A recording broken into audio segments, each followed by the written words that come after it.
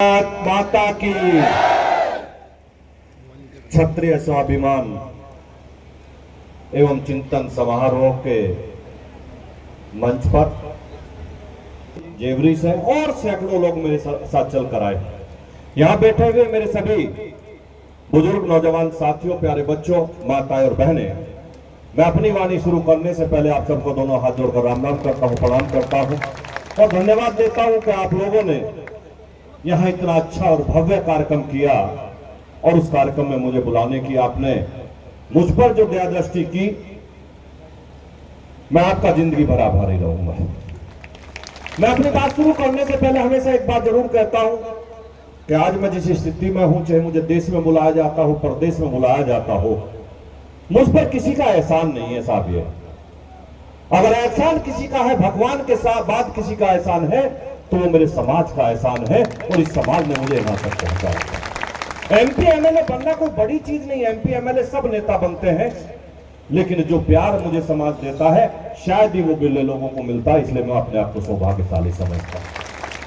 आज मैं अगर कहीं भी जाकर अपनी बात रख देता हूं, भिड़ जाता हूं, कह देता हूं, उसमें किसी और का कारण नहीं, उसका कारण यह है कि मुझे पता है मेरा समाज मेरे कंधे से कंधा मिला के मेरे साथ खड़ा है, इसलिए मुझे कोई दिक्कत नहीं होगी। और दिक्कत तो जब भी नहीं हुई कि जब समाजवादी पार्टी की सरकार हुआ करते थे।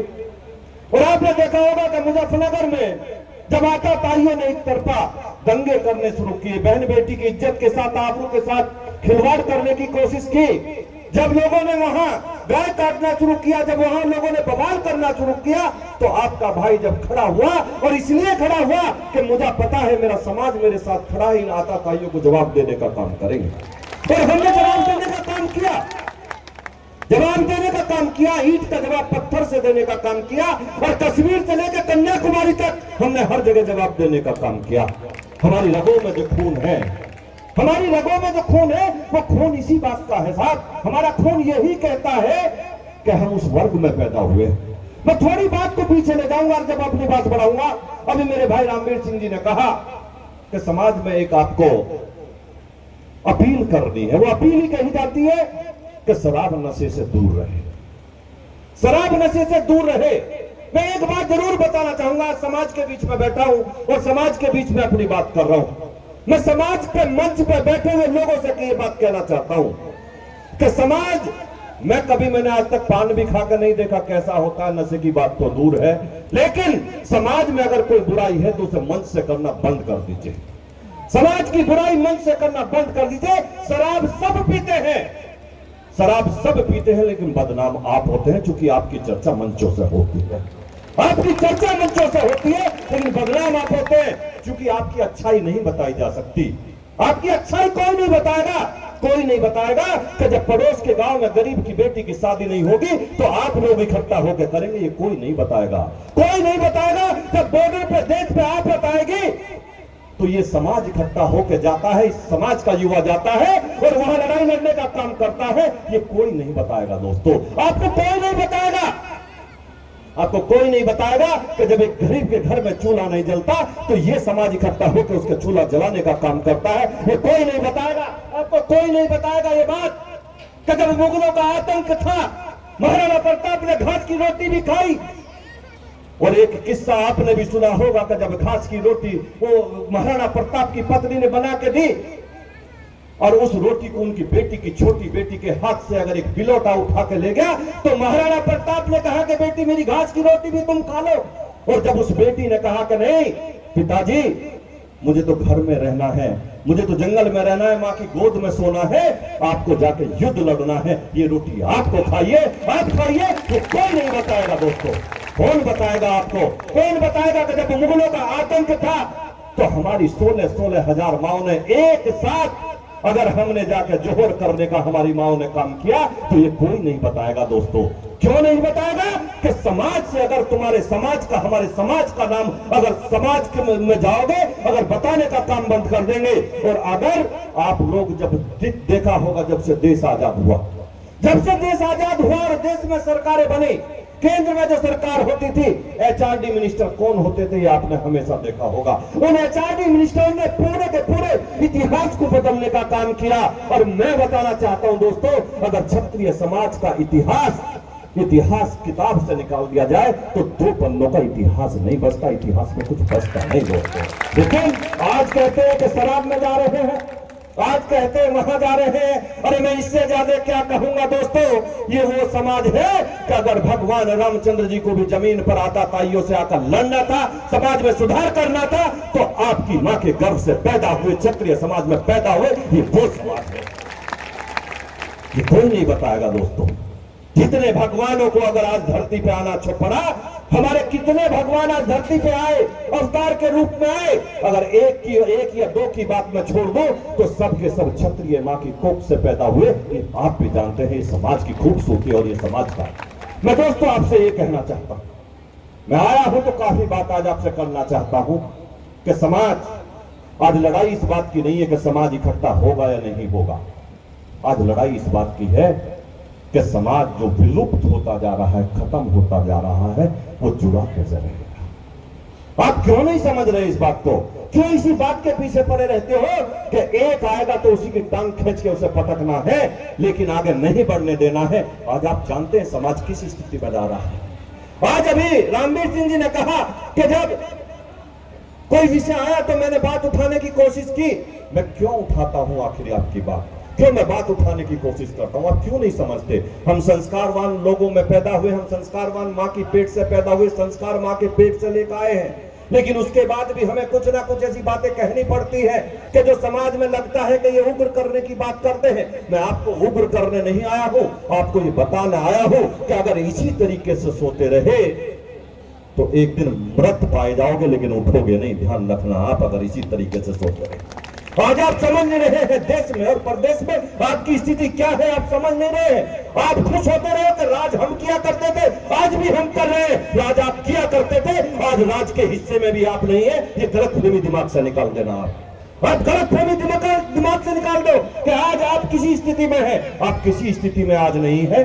मैं राजनीतिक बात नहीं करूंगा, लेकिन इतना जरूर बताऊंगा, 1.5 जिले के नेता, 1.5 जिले की पार्टी आज पूरे देश में बार्गेन करती है, लेकिन आपको कोई पूछने के लिए तैयार नहीं होता। ये कमी किसकी है, ये भी आप ही को देखना है, ये भी आप ही को देखना है। पूरब से लेकर पश्चिम चले जाइए, राजस्थान से लेकर गुजरात चले जाइए, कन्याकुमारी से लेकर कश्मीर चले जाइए। 1.5 जिले की 1.5 आदमी की पार्टी नहीं होती, लेकिन वो ठोक के बार्गेन करते हैं। वो कहते हैं कि हम इतनी सीट लेंगे, हमारे इतने एमपी होंगे, हमारे इतने एमएलए होंगे, लेकिन आपकी हैसियत इतनी भी नहीं है कि ये कह दो कि हमारे आदमी को टिकट मिलेगा। आपकी हैसियत आज ये भी देश में नहीं रह गई है। क्या है कारण इसका? इसका आखिर कारण क्या है? चिंतन मनन क्यों नहीं करते? क्यों इसी बात के पीछे पड़े रहते हो? आज क्षत्रिय महासभा ने, अगर क्षत्रिय लोगों ने इकट्ठा होकर आपको बुला लिया, इसे ये मत समझना कि हम गए थे एक कार्यक्रम में, क्षत्रिय समाज का कार्यक्रम था, हम गए थे और जाके हमने वहां अच्छी अच्छी बात सुनी, सभी वक्ताओं ने अच्छी अच्छी बात कही। संगीत सोम भी आया, बड़ी अच्छी बात कह के गया, बड़ी भड़काऊ सी बात कह के गया, बड़ी तड़काऊ सी बात कह के गया। नहीं साहब, मैं तो आपके बीच में आपको सही में जगाना आया हूँ। आप बाढ़ से जागे या नहीं जागे मुझे नहीं पता, लेकिन समाज खत्म हो जाएगा, इसके लिए जाग जाइए। ये आपको समझाना चाहता हूँ, मैं आपको बताना चाहता हूँ। आज आप लोग बहुत से लोग, अब छोड़ दीजिए इस बात को, ये छोड़ दीजिए। ये भी मैं गारंटी के साथ कहता हूं, जिस दिन आप जा जाओगे पूरी दुनिया उठने पे मजबूर हो जाएगी। जिस दिन आप जाग जाओगे पूरी दुनिया, अखंड भारत हुआ करता था, आज बहुत लोग करते हैं कि हिंदू राष्ट्र बनना चाहिए, आज बहुत से लोग कहते हैं ये बनना चाहिए, आज ये होना चाहिए, पाकिस्तान ये कर रहा है, फला देश ये कर रहा है, फला देश ये कर रहा है। मैं आपको कहता हूं, आप खड़े हो जाइए। पाकिस्तान जैसे की तो हैसियत क्या, अगर ये योद्धा खड़े हो जाए तो अखंड भारत आज फिर एक हो सकता है, इसे कोई रोक नहीं सकता। लेकिन कमी है, आपको अपनी कमी पहचाननी पड़ेगी, आपको अपने अंदर के सोए हुए इंसान को जगाना पड़ेगा, आपको सोचना पड़ेगा हम किस तरफ जा रहे हैं। आप बहुत सी गलतफहमियों में हैं और हो सकता है मैं चीजें मैं मन से ना कहना चाहता हूं, लेकिन आप समझ रहे हैं। मैं खासतौर से युवाओं से कहना चाहता हूं, आपको समझनी चाहिए, आपको समझनी चाहिए वो स्थिति। आज आपके लोग पूरे प्रदेश में, पूरे देश में 2-2 टिकट के लिए मारे मारे फिरते हैं साहब, लेकिन 1.5 जिले के नेता जिनकी हैसियत नहीं, वो 10-10 टिकट लेकर चले जाते हैं। जिनकी हैसियत नहीं, क्यों? उनकी एकता है। वो इकट्ठा रहते हैं, जब समाज की बात आए तो इकट्ठा हो जाते हैं, लाठी लेकर खड़े हो जाते हैं, लेकिन जब समाज की बात आए तो आप जाके सो जाते हैं घर में साहब, आप उठने का काम नहीं करते। अगर आप उठ जाए और लाठी लेकर खड़े हो जाए, और मैं दावे के साथ कहता हूं आप पूरे साल सोइए, 365 दिन सोइए, एक दिन संगीत सोम तुम्हें याद करे, उस दिन लाठी लेकर खड़े हो जाइए। अगर देश में आपका डंका न बजा तो मिल दिन कम से कम एक दिन तो खड़े होइए, एक दिन तो जागिए। बहुत लोग कह देते, अभी एक वीडियो चल रहा था, बहुत से पत्रकार बंधु भी मुझसे पीछे भी पूछ रहे थे, साहब आपने एक अधिकारी को धमकाया, आपका बड़ा वायरल हो रहा है वो वीडियो कि आपने एक अधिकारी को धमकाया। दूसरा नेता होता क्या कहता, नहीं नहीं मेरा वीडियो ही नहीं है, वो मेरी आवाज ही नहीं है। मुझसे अभी पत्रकार बंधु पूछ रहे थे कि आपने धमकाया, मैंने कहा हाँ मैंने ही धमकाया। कि क्यों धमकाया, मैंने कहा कम धमकाया, कम धमकाया।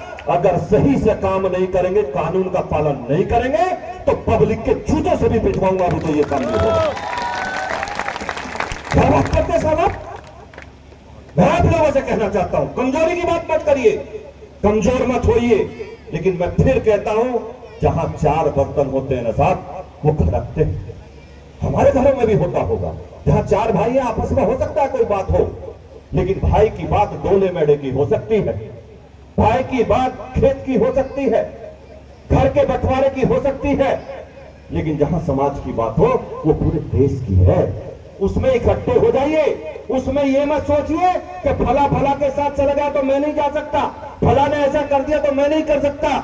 मैंने आपसे आज कहा है, ये कसम खा के जाइए, आप लोग हाथ उठा के कसम खाइए कि जिस दिन समाज को जरूरत होगी सब कुछ भूल जाएंगे, काम छोड़ देंगे। अरे क्या नहीं किया आपने, आपने हजारों एकड़ लाखों एकड़ हेक्टेयर अपनी जमीन दान कर दी।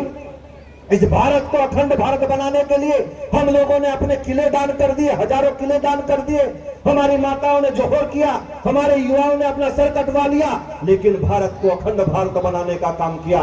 मैं आपसे कहना चाहता हूं कि चंद गुंडों को और चंद लोगों को हम इस देश को बांटने की जरूरत कोई करे वो करने नहीं देंगे, क्योंकि ये क्षत्रिय समाज के खून से सींचा हुआ देश है दोस्तों, ये किसी और का नहीं। आप लोगों से कहना चाहता हूं कि जानिए बताइए, बहुत से लोग कहेंगे कि तुम्हारे जैसे मैं अभी राम भाई की बात को कहता हूं, मैं राम भाई से भी कहूंगा कि आप जाइए तो एक बात जरूर कीजिए कि समाज की जो बुराई हो उसे घर में बैठ के खत्म करने का काम करिए, उसे बाहर जाकर मरिए, उसे घर बैठ के खत्म करने का काम किए। लेकिन आप लोग एक बात ध्यान रखना, अभी आपने एक बात कही कि हमारा एक बंदा बन जाना चाहिए,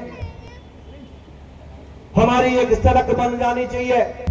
असलियत में आप इससे बाहर निकल ही नहीं पा रहे हो, सड़क नाली से बाहर अभी नहीं निकल पा रहे हो आप।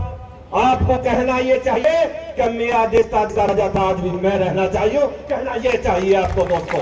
लेकिन आप सड़क नाली से नहीं निकल रहे, आप केवल यही घिरे हुए हो। मैं आपसे कहना चाहता हूं कि आप इकट्ठे हो जाइए, इस देश की 36 बिरादरी आपके साथ कंधे से कंधा मिला के खड़े हो जाएंगे। आपने मुगलों को देश से भगाया था, आज भी जितने मुगल टाइप के लोग आज भी भगा सकते हो, ये दावे के साथ आपसे कह सकता हूं, दावे के साथ आपसे कह सकता हूं। मैं आप लोगों से एक ही बात कहता हूं, संस्कारवान रहो। युवाओं से कहता हूं पढ़ाओ, अच्छी पढ़ाई होनी चाहिए, पढ़ लिख कर आगे बढ़ना चाहिए। संस्कार माँ के पेट से लेकर आते हैं, हम संस्कार जमीन पर आकर नहीं लेते साहब। और ये जिस जाति के लोग यहाँ बैठे हैं, जिस कुल के लोग यहाँ पे हैं, आपसे पूरी दुनिया में संस्कार लिए जाते हैं, आपके संस्कारों को फॉलो किया जाता है, आप क्या करते हो आपको देखा जाता है। क्षत्रिय समाज का क्या कर रहा है उसे फॉलो करते हैं लोग। इसलिए मैं हमेशा कहता हूँ कि संस्कार तो माँ के पेट से लेकर आते हैं दोस्तों। आपने देखा होगा हमारी माँ गर्भवती होती है तो हमारी बूढ़ी अम्मा क्या कहती है, क्या कहती है, कहती है जिस कमरे में बहू सोएगी उसमें भगवान रामचंद्र जी का फोटो लगा, उसमें सीता मैया का फोटो लगा देना, अरे उसमें महाराणा प्रताप का फोटो लगा देना।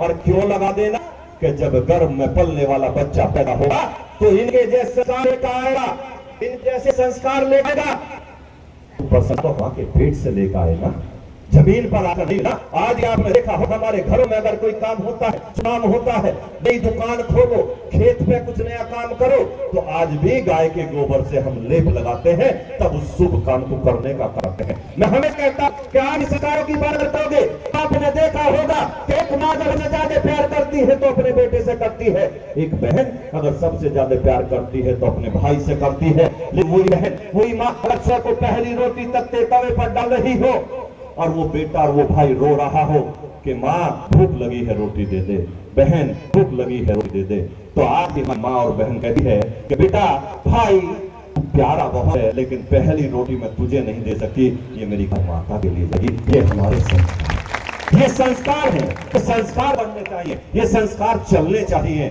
मैं आप लोगों से कहना चाहता हूं कि आप लोग पूरे देश पर राज किया करते थे, पूरा देश आपका था और इकट्ठे हो जाओ, गारंटी के साथ कहता हूं आज भी देश आप ही का होगा। लेकिन लड़ाई मत करो, बटो मत करो। यहां आपने देखा होगा कि मैं अभी आ रहा था, मैं पूछ रहा था कि भाई यहां इस तरीके से क्या है, लोगों साहब की नहीं, लोगों ने दुनिया भर की जमीन बेची, बाहर के लोगों ने आके खरीदी, हमारे बेची कोड़ियों में बेची और खरीद ली लोगों ने आके।